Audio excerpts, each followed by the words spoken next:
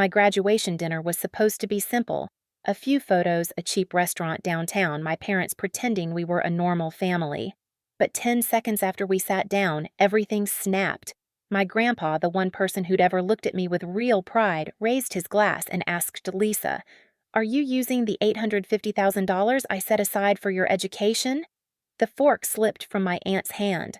My parents went stiff. And me, I felt the room tilt because I'd never heard of any fund. Before I take you into what happened next, tell me, where are you watching from? And when you hear the rest, what would you have done if your future was stolen without you knowing? Growing up, I learned early that my family looked balanced from the outside, but never felt that way on the inside. My sister Megan was the bright one, the child my parents genuinely believed would make something of herself. They never said I wouldn't, they just never said I would. And in a family like mine, silence spoke louder than praise. By middle school, the pattern was clear. Megan got opportunities, I got responsibilities. When she struggled in math, my parents hired a tutor.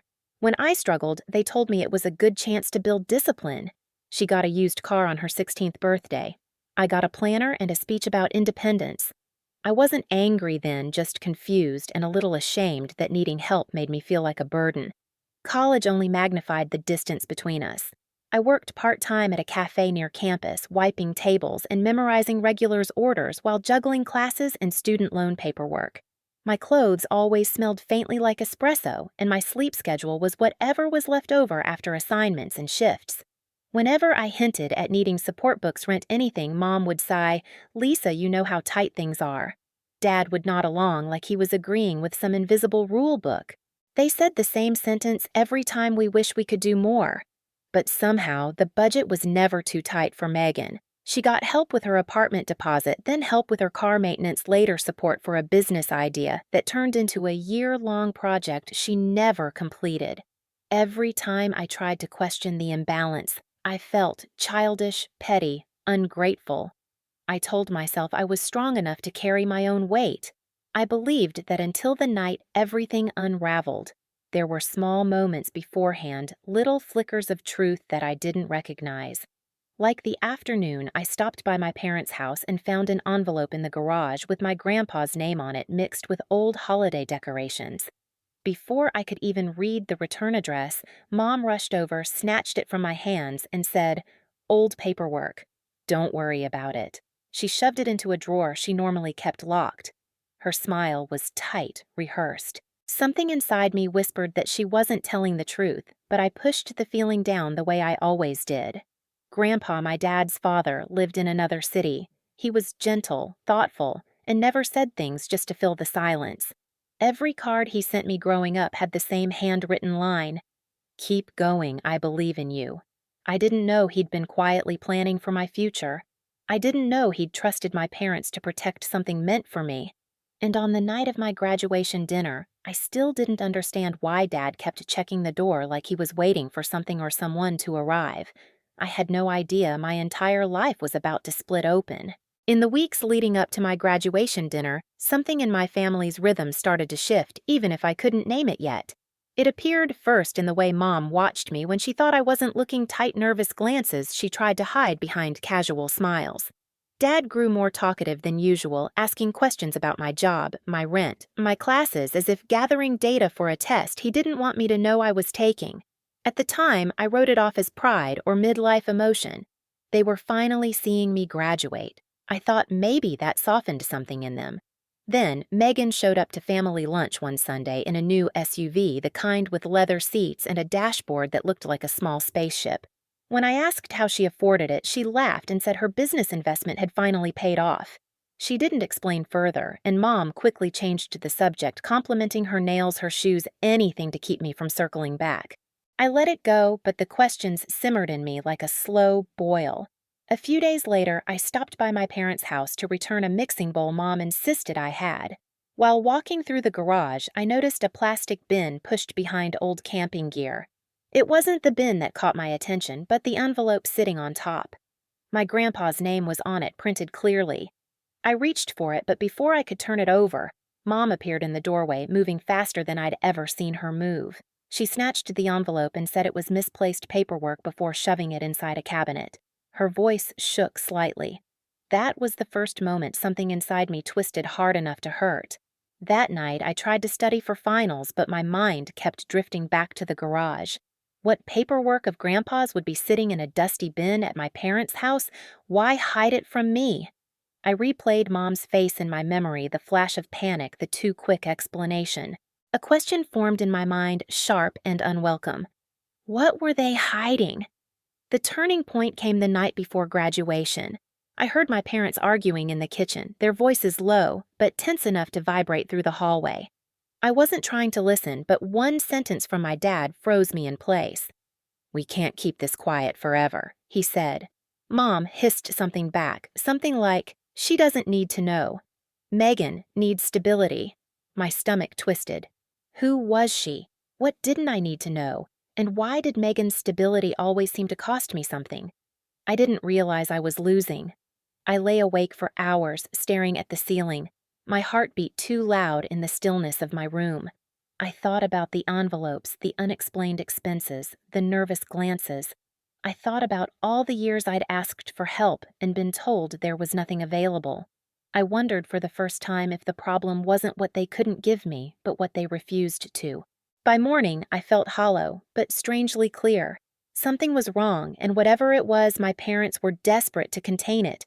I told myself I'd stop asking questions at least until after graduation. I needed one peaceful day, one moment where I wasn't the daughter trying to navigate the space between gratitude and abandonment. But peace wasn't waiting for me. Something else was.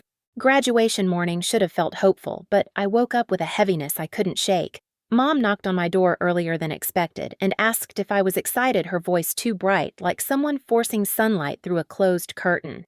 Dad hovered behind her, pretending to scroll through his phone even though the screen was off. Their strange tension settled into the hallway like fog.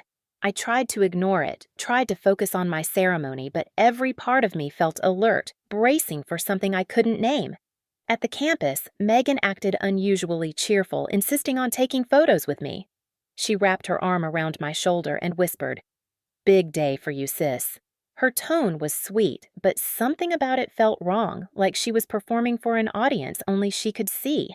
When she stepped back, Mom immediately rushed to her side, adjusting her hair and telling her she looked stunning, despite it being my graduation. I felt the familiar sting in my chest, but brushed it away. For once, I wanted the day to be about achievement, not comparison. After the ceremony, my parents insisted we head straight to the restaurant. Dad kept checking his watch. Mom kept smoothing her blouse. Megan kept touching her phone like she was waiting for a message. I thought they were just hungry or impatient, but the truth was much darker. They weren't hurrying for me. They were hurrying because they were terrified of who else might show up. When we reached the restaurant, I understood why Dad had been watching the door. My grandpa sat at a table near the back, smiling when he saw me. I hadn't expected him. I didn't even know he knew the reservation time. Mom's face tightened the moment she spotted him. Megan froze mid-step. Dad let out a thin, nervous laugh. That was when the air changed, the kind of shift you feel in your bones before your mind can catch up. Grandpa hugged me tightly and told me how proud he was. Something in his voice warmed and steadied me, like I'd finally reached a place where I didn't have to prove anything. But the tension around us was unmistakable. Mom kept wringing her napkin. Megan whispered something to Dad. He shook his head sharply. My instincts sharpened. Whatever secret they'd been guarding was connected to Grandpa, and it was about to surface. During appetizers, Grandpa asked gentle questions about school and work. I answered honestly, grateful for the moment of normalcy. But when he asked about my student loans, Mom's fork paused midair. Megan's eyes widened. Dad cleared his throat. I felt the room tighten. Grandpa noticed too. His expression shifted almost imperceptibly. That was when I felt something inside me collapse, not dramatically, but quietly, like a bridge losing a single crucial beam. I knew my family was hiding something. I knew it involved money, and for the first time in my life, I wasn't willing to absorb the confusion alone. So instead of shrinking back as I always had, I watched them. I studied every flicker of panic on my mother's face, every forced smile from my father, every restless twitch of Megan's fingers. I held my questions close. I didn't push, not yet. But the old version of me, the one who accepted explanations that never made sense, was gone. A new part of me had surfaced steadier and sharper, and I was ready to face whatever truth they were trying so desperately to bury. By the time the entrees arrived, the energy at the table felt nothing like a celebration. It felt like we were all sitting on a live wire. Mom barely touched her plate. Dad kept wiping his glasses even though they were clean. Megan scrolled through her phone with restless fingers, pretending to be bored, but stealing glances at Grandpa every few seconds. The air was thick, as if everyone but me already knew a storm was forming. Grandpa cut into his salmon slowly, his eyes drifting between my parents with a calmness that made the tension worse. He asked a few more soft questions about work, my future plans, the apartment I'd been trying to afford without help. I answered honestly, though my throat felt tight. I kept expecting Mom to interrupt Dad to make an excuse, Megan to throw in some comment to redirect things. But no one did. They were waiting, bracing, worrying about something I couldn't see. Then Grandpa wiped his hands with a napkin, straightened his back, and lifted his glass like he was giving a toast. His smile was warm, but his eyes were sharp. He looked at me, not at my parents, not at Megan, and said, "Lisa, sweetheart, I've been meaning to ask you something important." My chest tightened. Even Mom's breathing halted. Grandpa held his glass midway and finished the question that would split my life into before and after. "Are you using the $850,000 I set aside for your education?" The room silenced so quickly it felt like the air had been sucked out. For a heartbeat, I couldn't move. Then I heard a loud metallic clatter, my aunt sitting across from me dropping her fork onto her plate. The sound echoed through the restaurant. Several tables turned to stare. Dad's smile froze like wet cement. Mom's face drained of all color, her fingers clenching around her napkin. Megan's phone slipped slightly in her grip. I swallowed hard. What fund I didn't recognize my own voice. It sounded distant, like someone speaking underwater. Grandpa's brows pinched together. Confusion. Then something else hurt. He set his glass down. "You don't know about it?" he asked softly, almost whispering. He turned his head toward my parents with a slow, deliberate movement.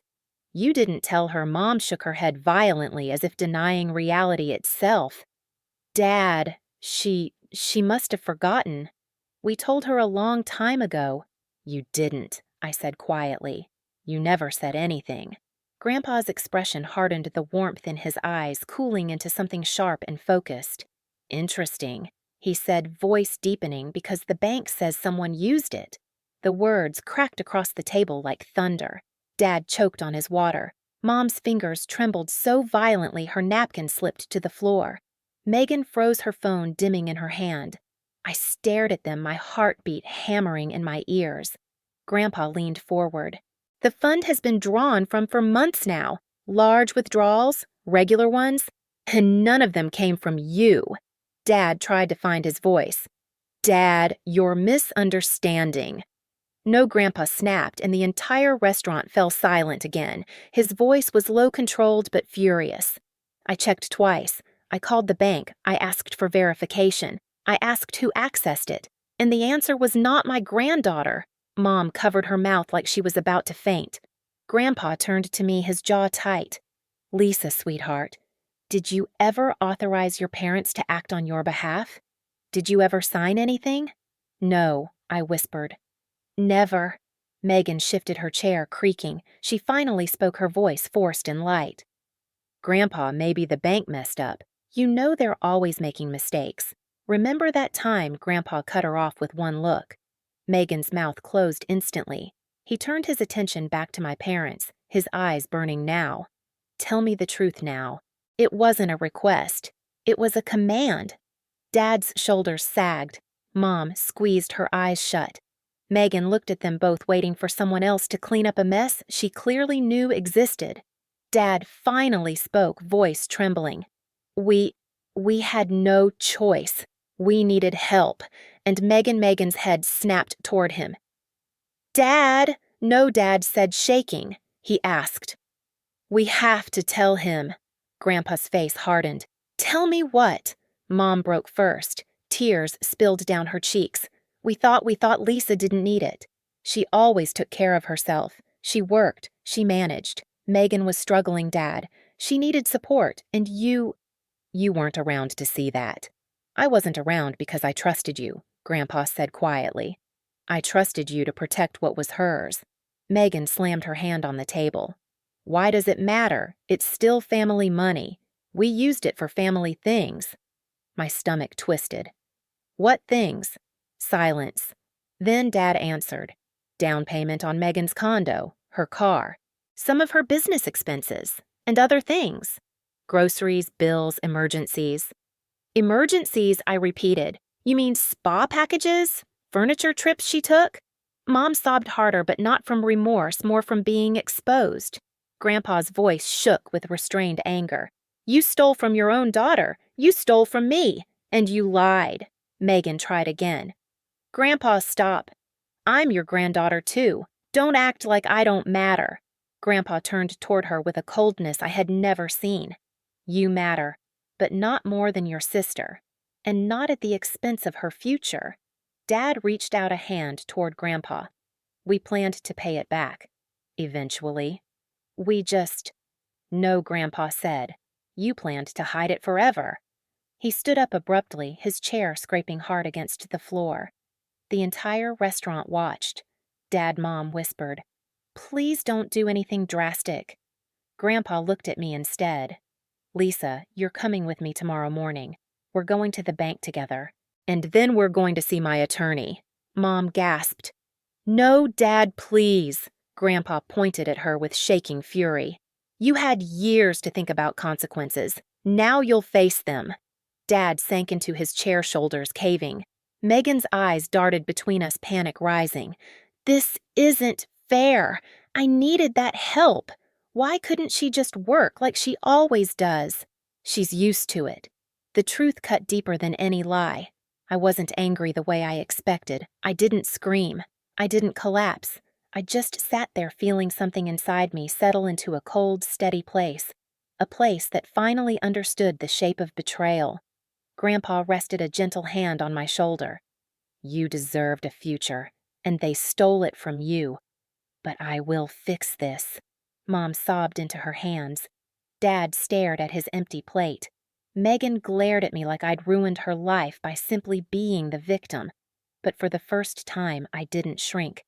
I looked straight at each of them and said the only thing I could manage, I won't let you take anything else from me. Grandpa squeezed my shoulder. "You won't have to."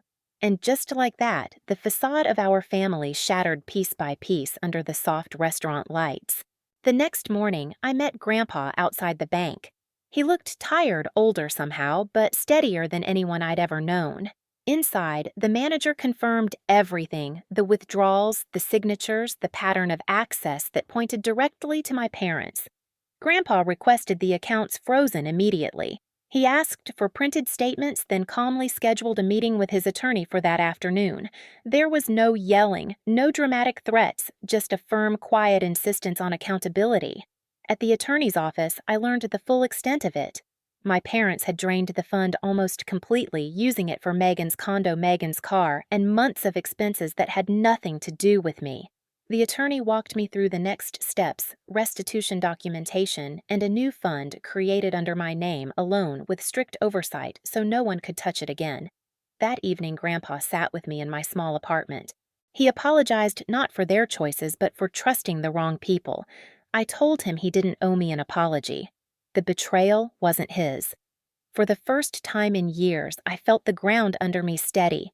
Not because everything was fixed, but because the truth was finally mine. In the weeks that followed, my parents tried calling, apologizing, explaining, rewriting the story in every way they could. I didn't argue. I simply stepped back and let distance do the work truth had already started. Grandpa's new fund gave me stability, but his honesty gave me something bigger: permission to protect myself. If any part of my story hits home, tell me where you're watching from. And after hearing all this, what would you have done in my place?